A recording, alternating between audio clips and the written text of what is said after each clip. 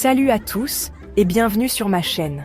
Aujourd'hui, je vais vous partager une astuce simple mais efficace pour faire face aux crises de colère publiques des tout-petits.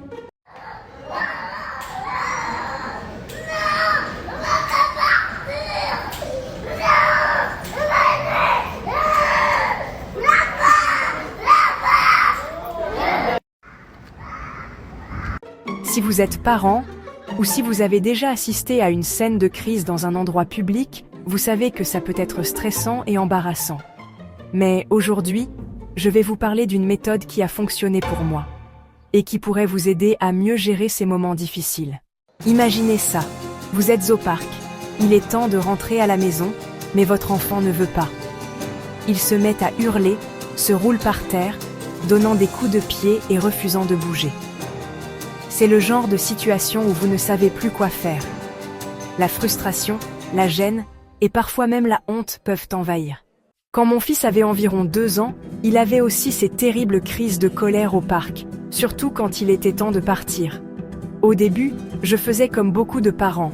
J'essayais de le convaincre en lui disant que « il se fait tard », tout en préparant la poussette.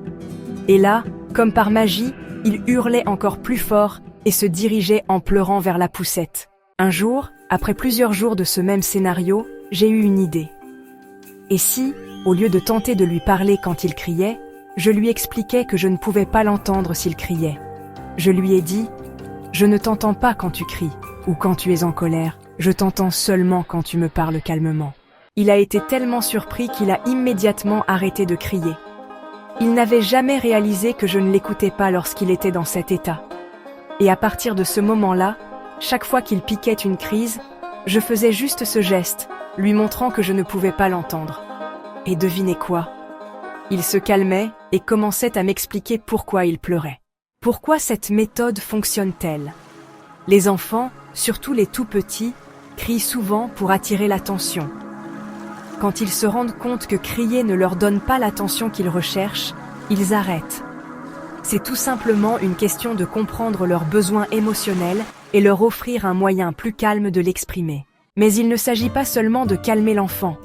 Une crise de colère est souvent le signe d'une émotion forte qu'un enfant ne sait pas comment gérer. L'idée n'est pas de distraire l'enfant ou de minimiser ses sentiments, mais de lui offrir un espace pour exprimer ce qu'il ressent. En écoutant, vous aidez non seulement à résoudre la crise, mais vous l'aidez aussi à apprendre à mieux gérer ses émotions. Alors la prochaine fois que votre enfant fait une crise, rappelez-vous cette méthode.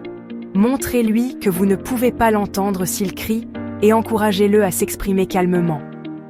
Cela fonctionne. Et non seulement cela calme la situation, mais ça aide votre enfant à se sentir écouté et compris. Merci d'avoir regardé cette vidéo.